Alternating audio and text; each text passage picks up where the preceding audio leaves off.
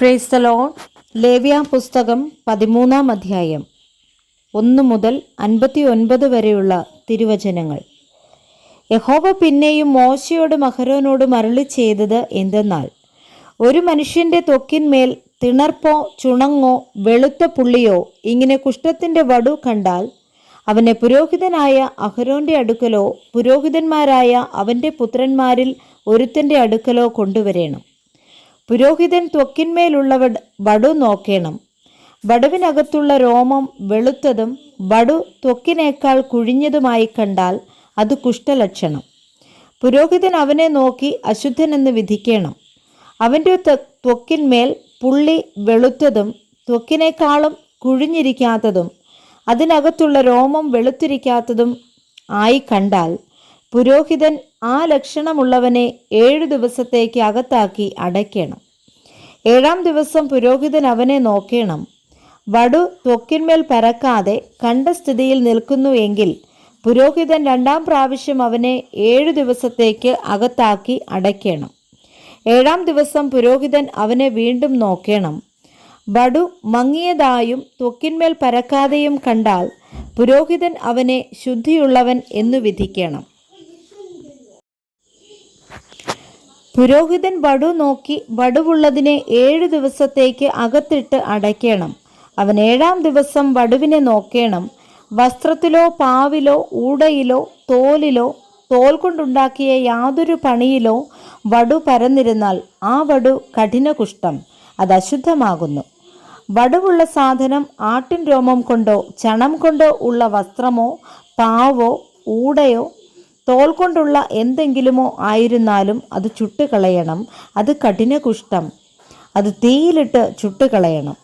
എന്നാൽ പുരോഹിതൻ നോക്കേണം, വടു വസ്ത്രത്തിലോ പാവിലോ ഊടയിലോ തോൽ കൊണ്ടുള്ള യാതൊരു സാധനത്തിലോ പരന്നിട്ടില്ല എങ്കിൽ പുരോഹിതൻ വടുവുള്ള സാധനം കഴുകുവാൻ കൽപ്പിക്കണം. അത് പിന്നെയും 7 ദിവസത്തേക്ക് അകത്തിട്ട് അടയ്ക്കണം. കഴുകിയ ശേഷം പുരോഹിതൻ വടു നോക്കണം. വടു നിറം മാറാതെയും പരക്കാതെയും ഇരുന്നാൽ അത് അശുദ്ധമാകുന്നു. അത് തീയിലിട്ട് ചുട്ടുകളയണം. അത് അതിൻ്റെ അകത്തോ പുറത്തോ തിന്നെടുക്കുന്ന വ്രണം. പിന്നെ പുരോഹിതൻ നോക്കണം, കഴുകിയ ശേഷം വടുവിൻ്റെ നിറം മങ്ങി എങ്കിൽ അവൻ അതിനെ വസ്ത്രത്തിൽ നിന്നോ തോലിൽ നിന്നോ പാവിൽ നിന്നോ ഊടയിൽ നിന്നോ കീറിക്കളയണം. അത് വസ്ത്രത്തിലോ പാവിലോ അവൻ ശുദ്ധിയുള്ളവൻ. പിൻകഷണ്ടിയിലോ മുൻകഷണ്ടിയിലോ ചുവപ്പോടു കൂടിയ വെള്ളപ്പുള്ളി ഉണ്ടായാൽ അത് അവൻ്റെ പിൻകഷണ്ടിയിലോ മുൻകഷണ്ടിയിലോ ഉത്ഭവിക്കുന്ന കുഷ്ഠം. പുരോഹിതൻ അത് നോക്കണം. അവൻ്റെ പിൻകഷണ്ടിയിലോ മുൻകഷണ്ടിയിലോ ത്വക്കിൽ കുഷ്ഠത്തിൻ്റെ കാഴ്ച പോലെ വടുവിൻ്റെ തിണർപ്പ് ചുവപ്പോടുകൂടി വെളുത്തതായിരുന്നാൽ അവൻ കുഷ്ഠരോഗി, അവൻ അശുദ്ധൻ തന്നെ. പുരോഹിതൻ അവനെ അശുദ്ധനെന്ന് തീർത്തു വിധിക്കണം. അവന് തലയിൽ കുഷ്ഠരോഗമുണ്ട്. വടുവുള്ള കുഷ്ഠരോഗിയുടെ വസ്ത്രം കീറിക്കളയണം. അവൻ്റെ തല മൂടാതിരിക്കണം. അവൻ അധരം മൂടിക്കൊണ്ടിരിക്കുകയും അശുദ്ധൻ അശുദ്ധൻ എന്ന് വിളിച്ചു പറയുകയും വേണം.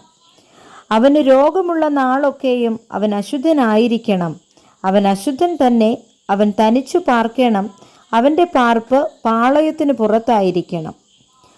ആട്ടുരോമ വസ്ത്രമോ ചണവസ്ത്രമോ ആയ ഏതു വസ്ത്രത്തിലെങ്കിലും ചണം കൊണ്ടോ ആട്ടുരോമം കൊണ്ടോ ഉള്ള പാവിൽ എങ്കിലും ഊടയില്ലെങ്കിലും തോലില്ലെങ്കിലും തോൽ കൊണ്ടുണ്ടാക്കിയ യാതൊരു സാധനത്തിലെങ്കിലും കുഷ്ഠത്തിൻ്റെ വടുവുണ്ടായി വസ്ത്രത്തിലെങ്കിലും തോലില്ലെങ്കിലും പാവില്ലെങ്കിലും ഊടയില്ലെങ്കിലും തോൽ കൊണ്ടുള്ള യാതൊരു സാധനത്തിലെങ്കിലും വടു ഇളം പച്ചയോ ഇളം ചുവപ്പോ ആയിരുന്നാൽ അത് കുഷ്ഠലക്ഷണമാകുന്നു.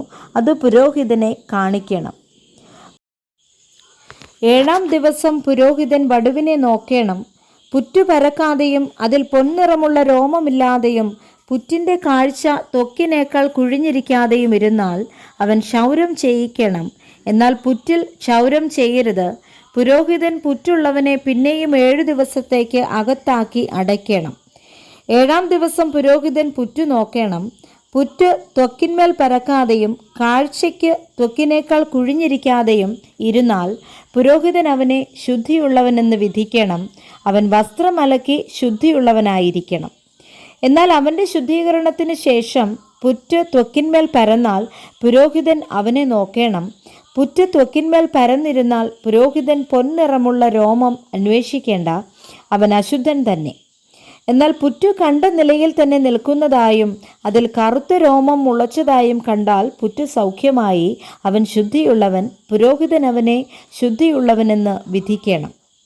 ഒരു പുരുഷനോ സ്ത്രീക്കോ ദേഹത്തിൻ്റെ ത്വക്കിൽ വെളുത്ത പുള്ളിയുണ്ടായാൽ പുരോഹിതൻ നോക്കണം. ദേഹത്തിൻ്റെ ത്വക്കിൽ മങ്ങിയ വെള്ളപ്പുള്ളി ഉണ്ടായാൽ അത് ത്വക്കിലുണ്ടാകുന്ന ചുണങ്ങ്, അവൻ ശുദ്ധിയുള്ളവൻ. തലമുടി കൊഴിഞ്ഞവനോ കഷണ്ടിക്കാരനത്രേ, അവൻ ശുദ്ധിയുള്ളവൻ. തലയിൽ മുൻവശത്തെ രോമം കൊഴിഞ്ഞവൻ മുൻകഷണ്ടിക്കാരൻ. പുരോഹിതൻ അത് നോക്കേണം. പുള്ളിയിലെ രോമം വെള്ളയായി തീർന്നു ത്വക്കിനേക്കാൾ കുഴിഞ്ഞു കണ്ടാൽ പൊള്ളലിലുണ്ടായ കുഷ്ഠം. ആകയാൽ പുരോഹിതൻ അവനെ അശുദ്ധനെന്ന് വിധിക്കണം, അത് കുഷ്ഠലക്ഷണം തന്നെ. എന്നാൽ പുരോഹിതൻ അത് നോക്കിയിട്ട് പുള്ളിയിൽ വെളുത്ത രോമമില്ലാതെയും അത് ത്വക്കിനേക്കാൾ കുഴിഞ്ഞിരിക്കാതെയും നിറം മങ്ങിയും കണ്ടാൽ പുരോഹിതൻ അവനെ 7 ദിവസത്തേക്ക് അകത്താക്കി അടയ്ക്കണം. 7-ാം ദിവസം പുരോഹിതൻ അവനെ നോക്കണം. അത് ത്വക്കിന്മേൽ പരന്നിരുന്നാൽ പുരോഹിതൻ അവനെ അശുദ്ധനെന്ന് വിധിക്കണം, അത് കുഷ്ഠലക്ഷണം തന്നെ. എന്നാൽ പുള്ളി ത്വക്കിന്മേൽ പരക്കാതെ കണ്ട നിലയിൽ തന്നെ നിൽക്കുകയും നിറം മങ്ങിയിരിക്കുകയും ചെയ്താൽ അത് തീപ്പൊള്ളലിൻ്റെ തിണർപ്പാകുന്നു. പുരോഹിതൻ അവനെ ശുദ്ധിയുള്ളവനെന്ന് വിധിക്കണം, അത് തീപ്പൊള്ളലിൻ്റെ തിണർപ്പത്രേ. ഒരു പുരുഷനെങ്കിലും ഒരു സ്ത്രീക്കെങ്കിലും തലയിലോ താടിയിലോ ഒരു വടു ഉണ്ടായാൽ പുരോഹിതൻ വടു നോക്കണം. അത് ത്വക്കിനേക്കാൾ കുഴിഞ്ഞും അതിൽ പൊൻനിറമായ നേർമയുള്ള രോമമുള്ളതായും കണ്ടാൽ പുരോഹിതൻ അവനെ അശുദ്ധനെന്ന് വിധിക്കണം, അത് പുറ്റാകുന്നു. തലയിലോ താടിയിലോ ഉള്ള കുഷ്ഠം തന്നെ. പുരോഹിതൻ പുറ്റിൻ്റെ വടുവിനെ നോക്കുമ്പോൾ അത് ത്വക്കിനേക്കാൾ കുഴിഞ്ഞിരിക്കാതെയും അതിൽ കറുത്ത രോമമില്ലാതെയും കണ്ടാൽ പുരോഹിതൻ പുറ്റുവടുവുള്ളവനെ 7 ദിവസത്തേക്ക് അകത്താക്കി അടയ്ക്കും. പുരോഹിതൻ അത് നോക്കണം. പുള്ളിയിലെ രോമം വെള്ളയായി തീർന്നു ത്വക്കിനേക്കാൾ കുഴിഞ്ഞു കണ്ടാൽ പൊള്ളലിലുണ്ടായ കുഷ്ഠം. ആകയാൽ പുരോഹിതൻ അവനെ അശുദ്ധനെന്ന് വിധിക്കണം, അത് കുഷ്ഠലക്ഷണം തന്നെ. എന്നാൽ പുരോഹിതൻ അത് നോക്കിയിട്ട് പുള്ളിയിൽ വെളുത്ത രോമമില്ലാതെയും അത് ത്വക്കിനേക്കാൾ കുഴിഞ്ഞിരിക്കാതെയും നിറം മങ്ങിയും കണ്ടാൽ പുരോഹിതൻ അവനെ 7 ദിവസത്തേക്ക് അകത്താക്കി അടയ്ക്കണം. 7-ാം ദിവസം പുരോഹിതൻ അവനെ നോക്കണം. അത് ത്വക്കിന്മേൽ പരന്നിരുന്നാൽ പുരോഹിതൻ അവനെ അശുദ്ധനെന്ന് വിധിക്കണം, അത് കുഷ്ഠലക്ഷണം തന്നെ. എന്നാൽ പുള്ളി ത്വക്കിന്മേൽ പരക്കാതെ കണ്ട നിലയിൽ തന്നെ നിൽക്കുകയും നിറം മങ്ങിയിരിക്കുകയും ചെയ്താൽ അത് തീപ്പൊള്ളലിൻ്റെ തിണർപ്പാകുന്നു. പുരോഹിതൻ അവനെ ശുദ്ധിയുള്ളവനെന്ന് വിധിക്കണം, അത് തീപ്പൊള്ളലിൻ്റെ തിണർപ്പത്രേ. ഒരു പുരുഷനെങ്കിലും ഒരു സ്ത്രീക്കെങ്കിലും തലയിലോ താടിയിലോ ഒരു വടു ഉണ്ടായാൽ പുരോഹിതൻ വടു നോക്കണം. അത് ത്വക്കിനേക്കാൾ കുഴിഞ്ഞും അതിൽ പൊൻനിറമായ നേർമയുള്ള രോമമുള്ളതായും കണ്ടാൽ പുരോഹിതൻ അവനെ അശുദ്ധനെന്ന് വിധിക്കണം, അത് പുറ്റാകുന്നു. തലയിലോ താടിയിലോ ഉള്ള കുഷ്ഠം തന്നെ. പുരോഹിതൻ പുറ്റിൻ്റെ വടുവിനെ നോക്കുമ്പോൾ അത് ത്വക്കിനേക്കാൾ കുഴിഞ്ഞിരിക്കാതെയും അതിൽ കറുത്ത രോമമില്ലാതെയും കണ്ടാൽ പുരോഹിതൻ പുറ്റുവടുവുള്ളവനെ 7 ദിവസത്തേക്ക് അകത്താക്കി അടയ്ക്കും. പുരോഹിതൻ പച്ച മാംസം നോക്കി അവനെ അശുദ്ധനെന്ന് വിധിക്കണം. പച്ച മാംസം അശുദ്ധം, അത് കുഷ്ഠം തന്നെ. എന്നാൽ പച്ച മാംസം മാറി വെള്ളയായി തീർന്നാൽ അവൻ പുരോഹിതൻ്റെ അടുക്കൽ വരേണം. പുരോഹിതൻ അവനെ നോക്കണം. വടു വെള്ളയായി തീർന്നുവെങ്കിൽ പുരോഹിതൻ വടുവുള്ളവനെ ശുദ്ധിയുള്ളവനെന്ന് വിധിക്കണം, അവൻ ശുദ്ധിയുള്ളവൻ തന്നെ. ദേഹത്തിൻ്റെ ത്വക്കിൽ പരുവുണ്ടായിരുന്നിട്ട് സൗഖ്യമായ ശേഷം പരുവിൻ്റെ സ്ഥലത്ത് വെള്ള തിണർപ്പോ ചുവപ്പോടു കൂടിയ വെളുത്ത പുള്ളിയോ ഉണ്ടായാൽ അത് പുരോഹിതനെ കാണിക്കണം. പുരോഹിതൻ അത് നോക്കണം. അത് ത്വക്കിനേക്കാൾ കുഴിഞ്ഞതും അതിലെ രോമം വെളുത്തതുമായി കണ്ടാൽ പുരോഹിതൻ അവനെ അശുദ്ധനെന്ന് വിധിക്കണം, അത് പരുവിൽ നിന്നുണ്ടായ കുഷ്ഠരോഗം. എന്നാൽ പുരോഹിതൻ അത് നോക്കി അതിൽ വെളുത്ത രോമമില്ലാതെയും അത് ത്വക്കിനേക്കാൾ കുഴിഞ്ഞിരിക്കാതെയും നിറം മങ്ങിയും കണ്ടാൽ പുരോഹിതൻ അവനെ 7 ദിവസത്തേക്ക് അകത്താക്കി അടയ്ക്കണം. അത് ത്വക്കിന്മേൽ അധികം പരന്നാൽ പുരോഹിതൻ അവനെ അശുദ്ധനെന്ന് വിധിക്കണം, അത് കുഷ്ഠലക്ഷണം തന്നെ. എന്നാൽ വെളുത്ത പുള്ളി പരക്കാതെ കണ്ട നിലയിൽ തന്നെ നിന്നുവെങ്കിൽ അത് പരുവിൻ്റെ വടുവത്രേ. പുരോഹിതൻ അവനെ ശുദ്ധിയുള്ളവനെന്ന് വിധിക്കണം. അല്ലെങ്കിൽ ദേഹത്തിൻ്റെ ത്വക്കിൽ തീപ്പൊള്ളലുണ്ടായി പൊള്ളലിൻ്റെ വടു ചുവപ്പോടുകൂടി വെളുത്തു തന്നെയോ ഇരിക്കുന്ന പുള്ളിയായി തീർന്നാൽ അത് ചുണങ്ങത്രേ. അവൻ വസ്ത്രമലക്കി ശുദ്ധിയുള്ളവനായിരിക്കണം.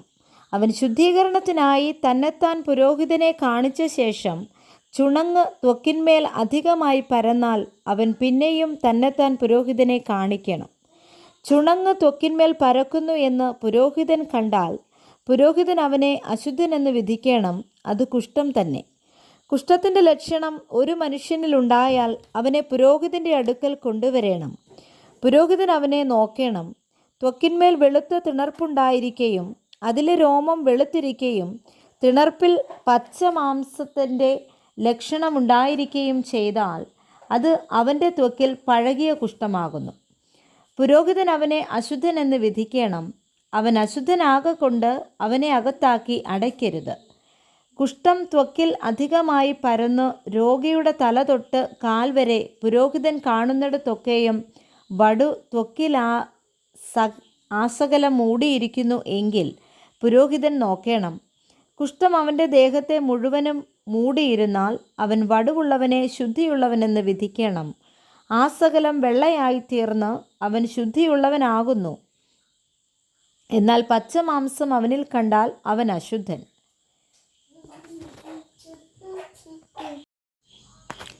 ഊടയിലോ തോൽ കൊണ്ടുള്ള യാതൊരു സാധനത്തിലോ കാണുന്നുവെങ്കിൽ അത് പടരുന്നതാകുന്നു. വടുവുള്ളത് തീയിലിട്ട് ചുട്ടുകളയണം.